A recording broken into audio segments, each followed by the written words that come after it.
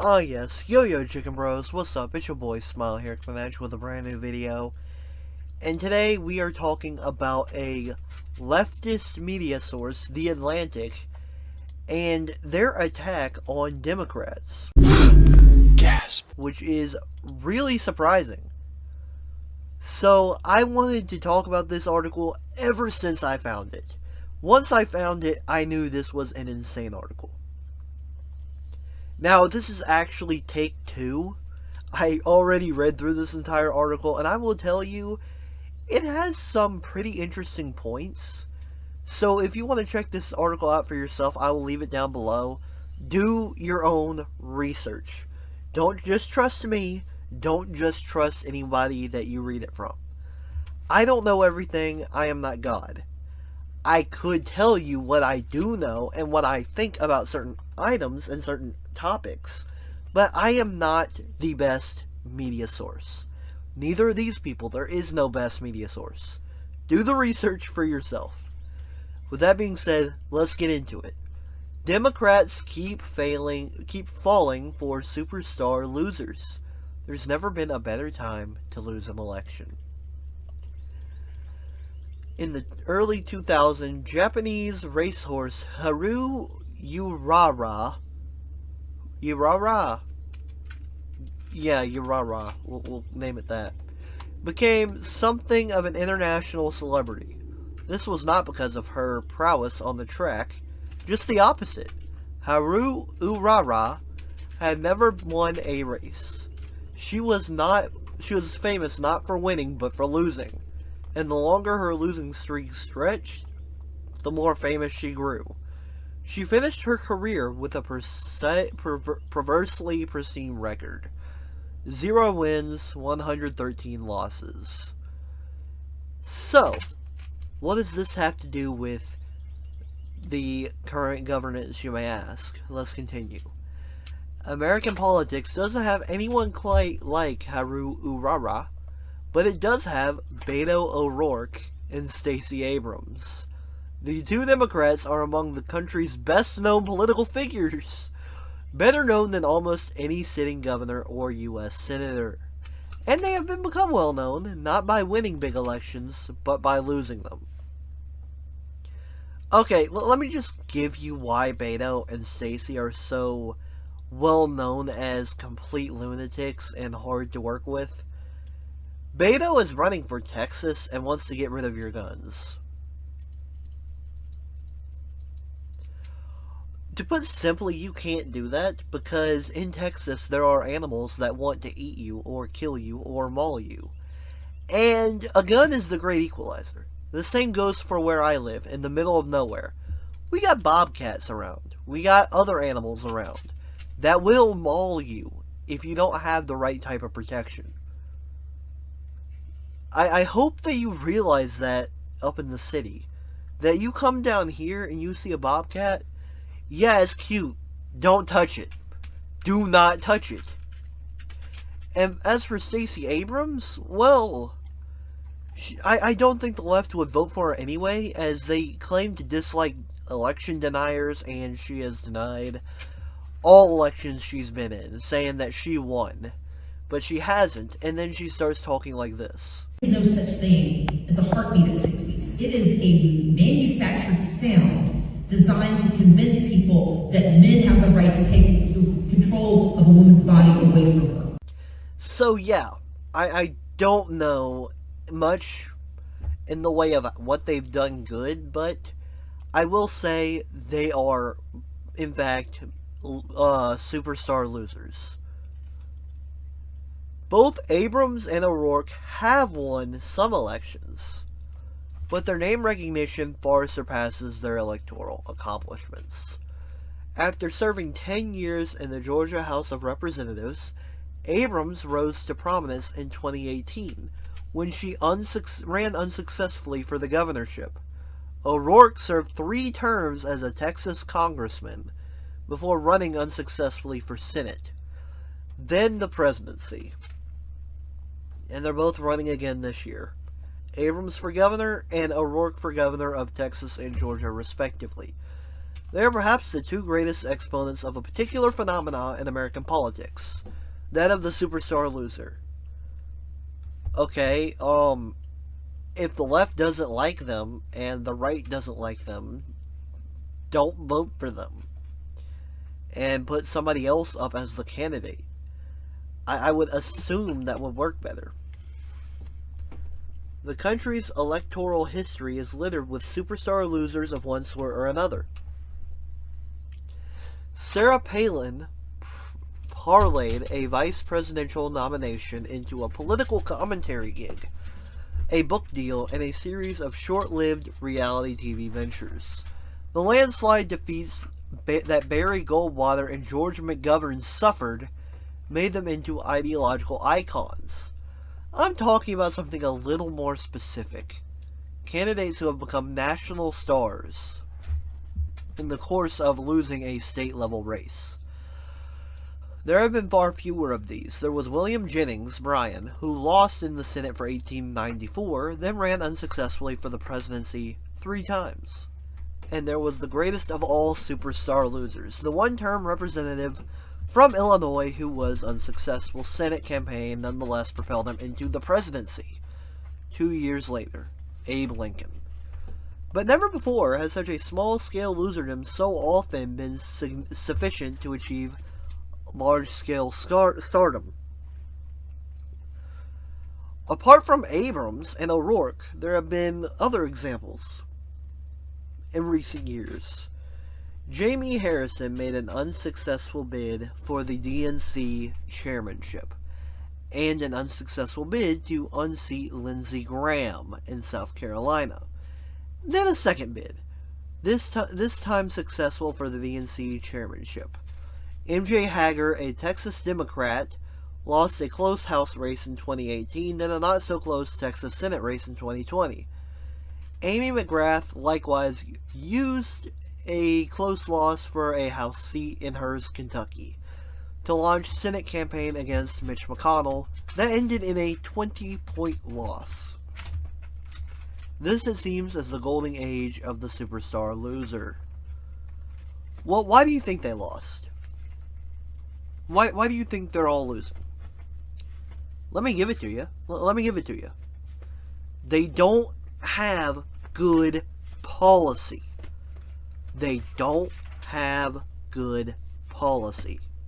That's what everybody's wanting. That is what your job is if you're running for a Senate or something like that. The job is for Senate, House of Representatives to have people that have the state's best interest in mind and will vote accordingly. But they don't. They don't. Beto O'Rourke wants to get rid of guns in Texas when people need guns in Texas. And Stacey Abrams, well, they just don't like her. I don't know what about her exactly, because I study into people like Stacey Abrams and learn more about them, but what Georgia doesn't like about them in particular, I don't know.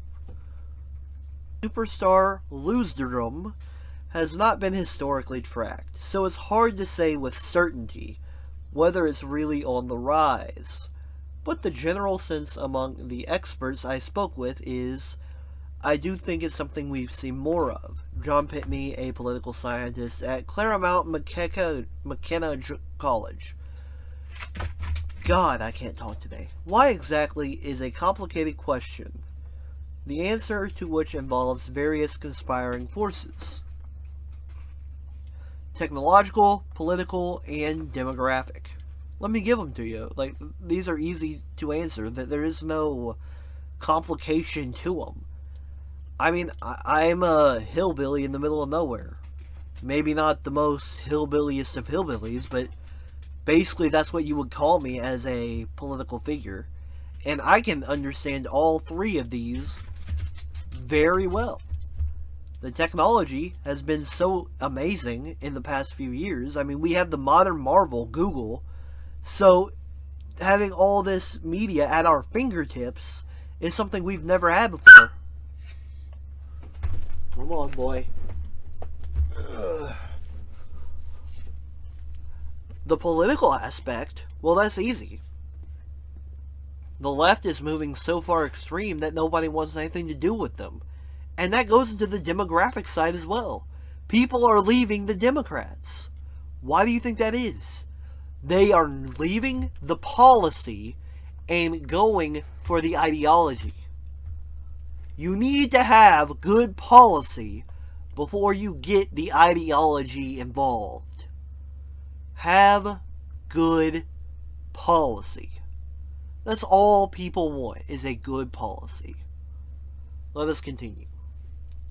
Let's start with Lincoln, his 1858 Senate race.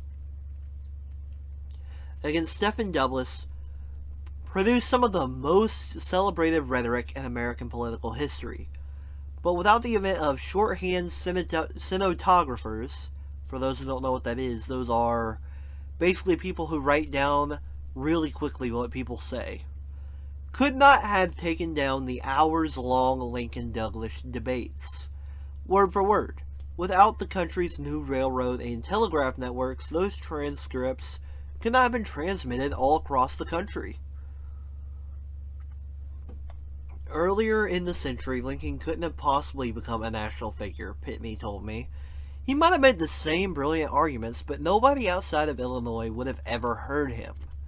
In that sense, his superstar loserism and eventual ascent into the presidency has to be credited to the technological advancements of the preceding decades as to the power of his speeches. Okay, but let me give something to you. There is a difference between Abraham Lincoln and people like Beto and Stacy.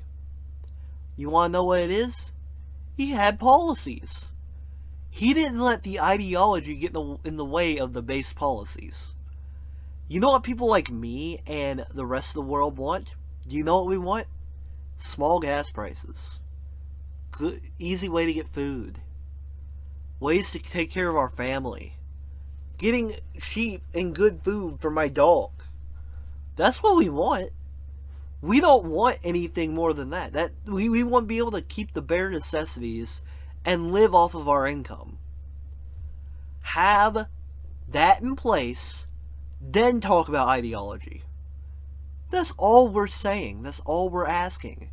Have that in place, and then talk about the ideals.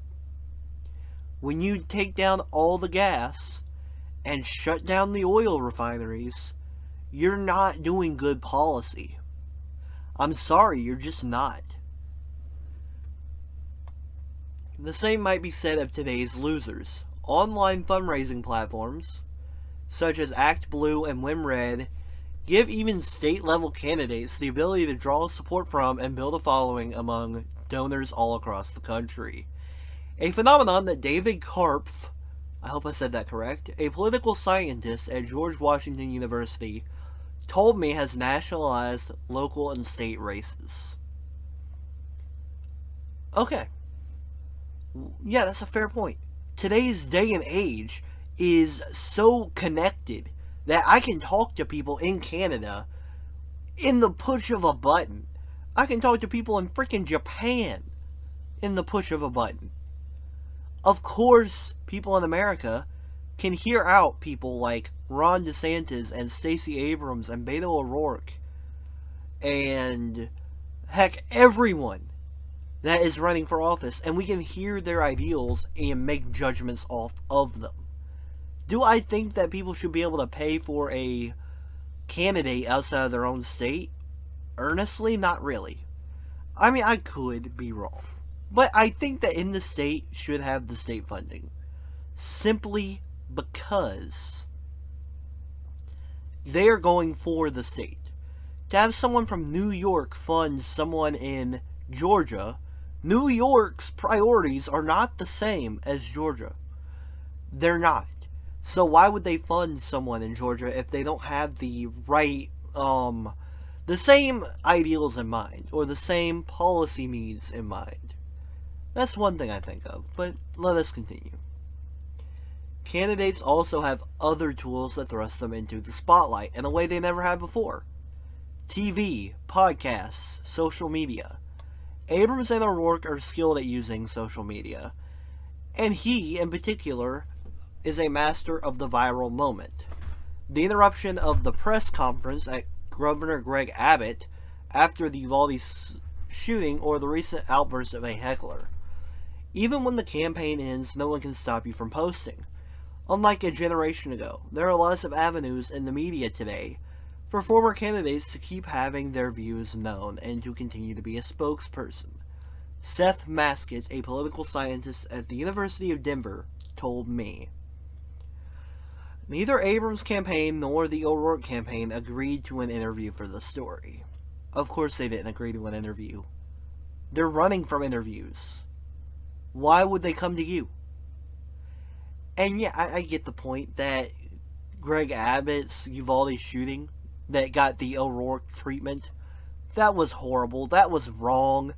I don't give a crap if you did it for a viral moment. That was horrible, man. Like that was sad. I saw that as a low blow. It would be wrong, though, to chalk up the staying power of superstar losers entirely to their social media dexterity or telegenic appeal. In the end, politics is a lot of "what have you done for me lately?" Julia Azari, a political scientist at Marquette University, told me, and both Abrams and O'Rourke are also top-notch party builders. O'Rourke may have secured a Senate seat in 2018, but he has been credited with helping Democrats pick up seats in the Texas State House.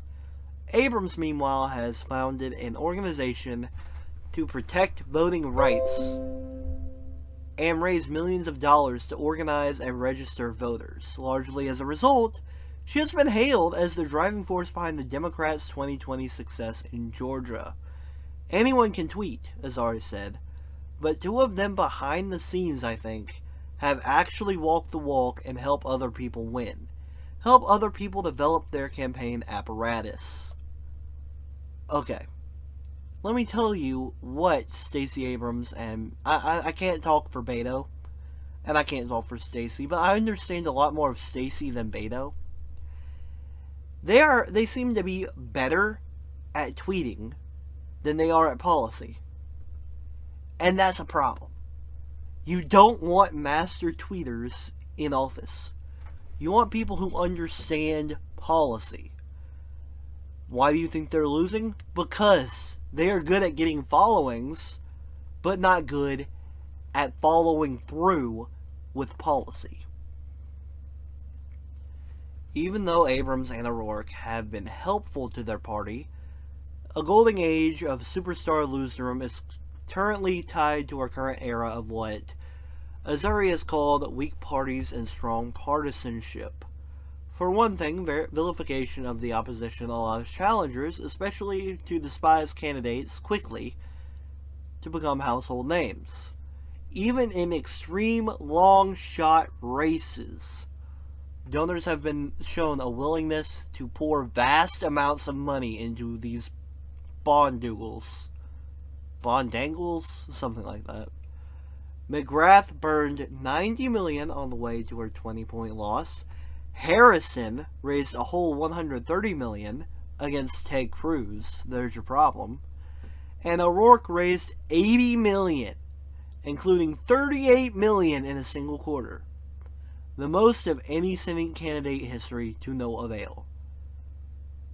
Why would you give $80 million to O'Rourke? He was never going to win.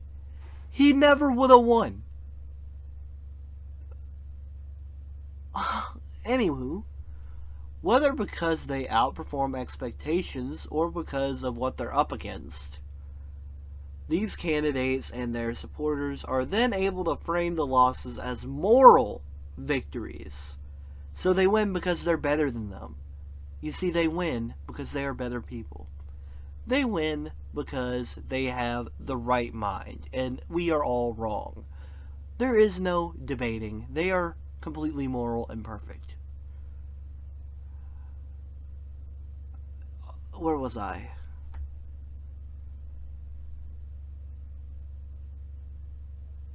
Sometimes, as for Abrams supporters, that means framing a defeat as an outcome of an unjust system. Other times, as for O'Rourke supporters, it means framing an unexpectedly good performance in an unfavorable state as a sign of things to come.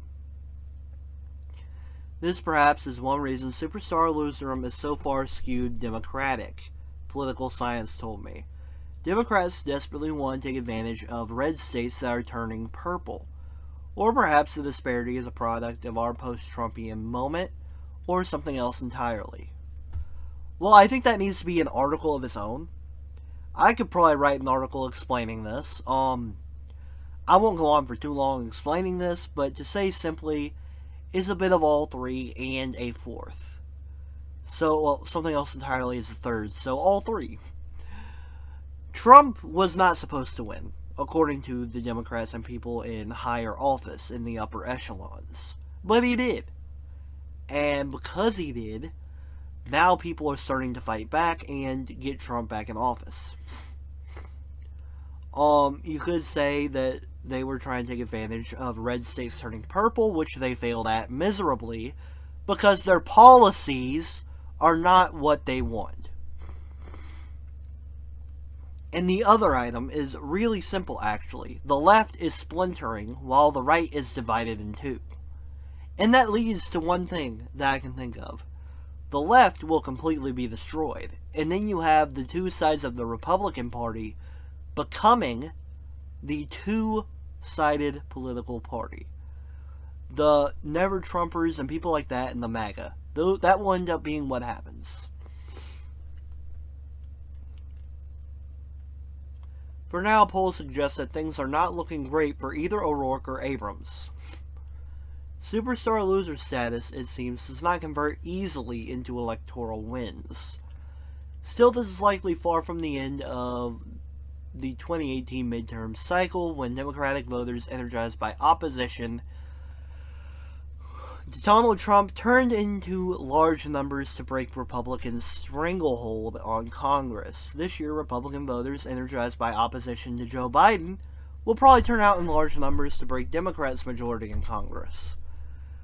The election could produce Republicans' answer to Abrams and O'Rourke, but for bids in the Senate, one complimentary Republican super loser, political scientist missing to me, will win his congressional seat, that being John James.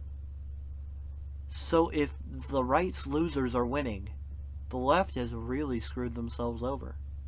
And you want to know what? I came into this trying to find a way to help them. I can't. You know why? They can't admit they're wrong. The first step to solving a problem is admitting you're doing the solution wrong. If they cannot manage to admit when they're wrong, they'll never change and they will splinter and die. Not literally die. The movement will die. I want to make sure I say that specifically. Lady Susan, don't nuke me. A meaningful defeat may be the most Abrams and O'Rourke can hope for. Not so much superstar losers as losers with legacies. But losers have a special utility. Winners have to deal with the unglamorous minutiae of actual governance. They have to figure out how to translate campaign promises into concrete policies. They make mistakes, and people get disillusioned, and approval ratings decline. Losers are spared these indignities. Politically speaking, they don't survive long enough to let anyone down. Unsullied by compromise, losers can be made into lodestars. Look at Goldwater or McGovern. Everyone, it turns out, can get behind a lost cause. I sure can't. I don't know about you guys, but I would never get behind a lost cause. And here's the thing. Let me give it to you straight. Let me give it to you. I am not going to run for office ever. I am not someone who can come up with the best policy. I can sit here and talk all day about my opinions and give you what policies I think could work. But I'm not a political I'm not a politician by nature. I am politically knowledgeable. I understand a lot of the West's current politics. But I am not, by any means, a politician. These people aren't politicians. What they should do is make a podcast, make a YouTube channel talking about their beliefs and opinions. And then let the people who agree with them go and talk with them and hang out with them. That's what they're better suited for. They're better suited for social media, not this. But with all that being said, I want to mention I will be having a channel updates video out right after this video, and my streaming is currently disabled because I am working on a few things. With all that being said, Yo Man Smile is over and out. Peace.